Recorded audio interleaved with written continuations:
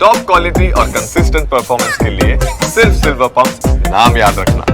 ರಾಜ್ಯದಲ್ಲಿ ಮುಂಗಾರು ಮಳೆ ಅಬ್ಬರ ಜೋರಾಗಿದೆ. ಪ್ರವಾಹದಿಂದ ಅನಾಹುತಗಳೇ ಸಂಭವಿಸ್ತಾ ಇದೆ. ಮತ್ತೊಂದು ಕಡೆ ಬಿತ್ತಿದ ಬೆಳೆಯೂ ಕೊಚ್ಚಿ ಹೋಗ್ತಾ ಇದೆ.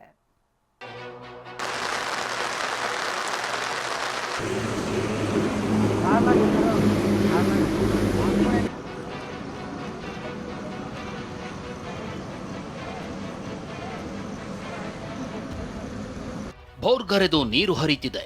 ಪೈಪ್ಗಳು ದಿಕ್ಕಾಪಾಲಾಗಿ ಬಿದ್ದಿದ್ವು. ಮಣ್ಣಿನ ದಿಣ್ಣೆ ಕೊಚ್ಚಿ ಹೋಗಿತ್ತು. ಇಲ್ಲೊಂದು ಸೇತುವೆ ಇತ್ತು ಅನ್ನೋದಕ್ಕೆ ಕುರುಹೇ ಇಲ್ಲದಂತಾಗಿತ್ತು.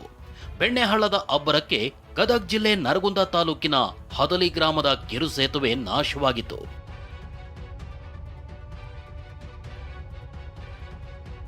ಜಮೀನುಗಳಿಗೆ ಓಡಾಡಲು ಅನುಕೂಲವಾಗಲಿ ಅನ್ನೋ ಕಾರಣಕ್ಕೆ ರೈತರೇ ಸ್ವಂತ ಹಣದಿಂದ ಸೇತುವೆ ನಿರ್ಮಿಸಿದ್ರು. ಆದರೆ ಕಳೆದೆರಡು ದಿನಗಳಿಂದ ಅಬ್ಬರಿಸುತ್ತಿರುವ ಬೆಣ್ಣೆಹಳ್ಳದ ನೀರಿನ ರಭಸಕ್ಕೆ ಈ ಸೇತುವೆ ಛಿದ್ರವಾಗಿತ್ತು. ಜಮೀನಿಗೆ ಹೋಗಕ್ಕೆ ದಾರಿನೇ ಇಲ್ಲ. ಸಾವಿರಾರು ಜಮೀನು ಎಕರೆಗಳಿಂದಲೇ ಅದಾವ. ಹಾಂ ರೀ, ಹಿಂಗಾಗಿ ಸಮಸ್ಯೆ ಇದೆ. ಅಧಿಕಾರಿಗಳು ಒಟ್ಟು ಕ್ರಮ ತಗೋಬೇಕಂತ ಕೇಳ್ಕೊಳ್ತೀವಿ.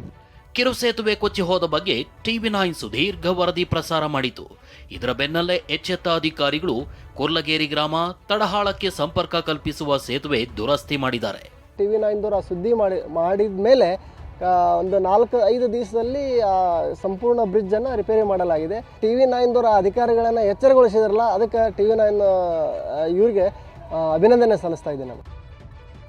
ಬಸವಸಾಗರ ಡ್ಯಾಂನಿಂದ ನೀರು ರಿಲೀಸ್, ಆತಂಕದಲ್ಲಿ ಜನರು.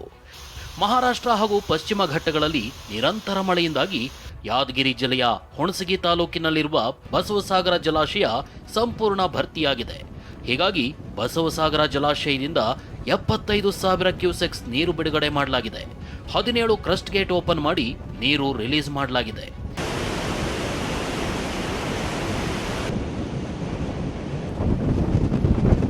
ಹೀಗಾಗಿ ನದಿ ತೀರಕ್ಕೆ ಹೋಗದಂತೆ ಯಾದಗಿರಿ ಜಿಲ್ಲಾಡಳಿತ ಮತ್ತು ಡ್ಯಾಂ ಅಧಿಕಾರಿಗಳು ಸಾರ್ವಜನಿಕರಿಗೆ ಮುನ್ಸೂಚನೆ ನೀಡಿದ್ದಾರೆ. ಆದರೆ ಮೀನುಗಾರರು ಜೀವದ ಹಂಗು ತೊರೆದು ಮೀನು ಹಿಡಿದು ಹುಚ್ಚಾಟ ಮೆರೆತಿದ್ದಾರೆ. ಜಲಾಶಯ ಕೆಲ ದೃಶ್ಯಗಳು ತೋರಿಸುವಂಥ ಪ್ರಯತ್ನ ಕೂಡ ಮಾಡ್ತೀನಿ. ಸಂಪೂರ್ಣವಾಗಿ ಜಲಾಶಯ ಭರ್ತಿಯಾದ ಕಾರಣಕ್ಕಾಗಿ ಡ್ಯಾಮ್ನಿಂದ ನದಿಗೆ ಅಪಾರ ಪ್ರಮಾಣದ ನೀರನ್ನು ಹರಿಬಿಡಲಾಗ್ತಿದೆ. ಸಾಕಷ್ಟು ಮುನ್ನೆಚ್ಚರಿಕೆ ಕ್ರಮ ಸಹಿತ ಅಧಿಕಾರಿಗಳು ವಹಿಸುವಂಥ ಕ್ರಮ ಮುಂದಾಗಿದ್ದಾರೆ. ಯಾಕಂದರೆ ನದಿ ತಡಕ್ಕೆ ಜನ ಆಗಿರ್ಬೋದು, ಜಾನುವಾರುಗಳು ಹೋಗದಂತೆ ಜಿಲ್ಲಾಡಳಿತ ಕಟ್ಟುನಿಟ್ಟಿನ ಸೂಚನೆ ಕೂಡ ಕೊಟ್ಟಿದೆ. ಜೊತೆಗೆ ಡ್ಯಾಮ್ನ KBJL ಅಧಿಕಾರಿಗಳು ಸಹಿತ ಸೂಚನೆ ಕೊಟ್ಟಿದ್ದಾರೆ. ಈ ಸೂಚನೆ ಕೊಟ್ಟರೂ ಸಹಿತ ಸಾಕಷ್ಟು ಜನ ಮೀನುಗಾರರು ಸಹಿತ ಮೀನು ಹಿಡಿಯುವಂಥ ಪ್ರಯತ್ನಕ್ಕೆ ಸಹಿತ ಈಗ ಮುಂದಾಗಿರುತ್ತದೆ. ಹೊಸ ದಾಖಲೆ ಬರೆದ KRS ಜೂನ್ನಲ್ಲೇ ಭರ್ತಿ. ಕಾವೇರಿ ಜಲಾನಯನ ಪ್ರದೇಶದಲ್ಲಿ ಭಾರೀ ಮಳೆಯಾದ ಪರಿಣಾಮ KRS ಜಲಾಶಯ ಹೊಸ ದಾಖಲೆ ಬರೆದಿದೆ.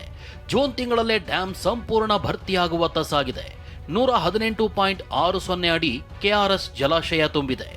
ಕಾವೇರಿ ಜಲಾನಯನ ಪ್ರದೇಶದಲ್ಲಿ ಉತ್ತಮವಾದಂಥ ಮಳೆ ಆಗ್ತಿರುವ ಕಾರಣಕ್ಕೋಸ್ಕರ KRS ಜಲಾಶಯ ಭರ್ತಿ ಅಂತ ತಲುಪಿರುವಂಥದ್ದು. ಈಗ ಕೇವಲ 6 ಅಡಿ ಮಾತ್ರ ಬಾಕಿ ಇರುವಂಥದ್ದು. ಅದರಲ್ಲೂ ಕೂಡ ಈ ಬಾರಿ ವಿಶೇಷವಾದಂಥ ದಾಖಲೆಯನ್ನು KRS ಜಲಾಶಯ ಬರಿತಾ ಇರುವಂಥದ್ದು. ಜೂನ್ ತಿಂಗಳಲ್ಲಿ ಇಷ್ಟೊಂದು ಪ್ರಮಾಣದಲ್ಲಿ ನೀರು ಸಂಗ್ರಹ ಆಗಿರುವಂಥದ್ದು ಇದೇ ಮೊದಲನೇ ಬಾರಿ. ಅಣೆಕಟ್ಟು ಕಟ್ಟಿದಾಗ್ಲಿಂದನೂ ಕೂಡ ಇಷ್ಟೊಂದು ಪ್ರಮಾಣದಲ್ಲಿ ಜೂನ್ ತಿಂಗಳಲ್ಲಿ ನೀರು ಸಂಗ್ರಹ ಆಗಿರಲಿಲ್ಲ. ಆದರೆ ಈ ಬಾರಿ ವಿಶೇಷವಾಗಿ 118 ಅಡಿ ತುಂಬಿರುವಂಥದ್ದು ಜೂನ್ ತಿಂಗಳಲ್ಲೇ. ಹಾಸನ ಜಿಲ್ಲೆಯಲ್ಲಿ ವರುಣನ ಆರ್ಭಟ ಹೆಚ್ಚಾಗಿದ್ದು, ಸಕಲೇಶಪುರ ತಾಲೂಕಿನ ಎಡೆಕುಮಾರಿ ಬಳಿ ರೈಲ್ವೆ ಹಳಿ ಮೇಲೆಯೇ ಗುಡ್ಡ ಕುಸಿದಿದೆ. ಬೆಂಗಳೂರು ಕಣ್ಣೂರು ಘಾಟ್ ರೈಲು ಸಂಚಾರ ಸ್ಥಗಿತಗೊಂಡಿತು. ದಕ್ಷಿಣ ಕನ್ನಡ ಜಿಲ್ಲೆಯಲ್ಲಿ ಅಲ್ಲಲ್ಲಿ ಭೂಕುಸಿತ ಹೆಚ್ಚಾಗ್ತಿದೆ.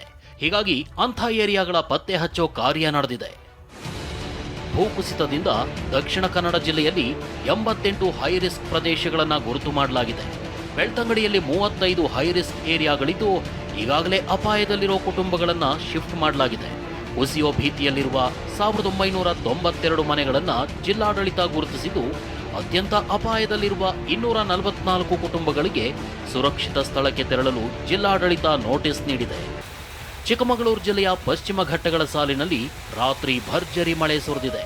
ಚಾರ್ಮಾಡಿ ಘಾಟ್, ಕೊಟ್ಟಿಗೆಹಾರ, ಬಾಳೂರು, ಬಣಕಲ್ ಭಾಗದಲ್ಲಿ ಮಳೆಯಾಗಿದ್ದು ವಾಹನ ಸವಾರರು ಪರದಾಡಿದ್ರು.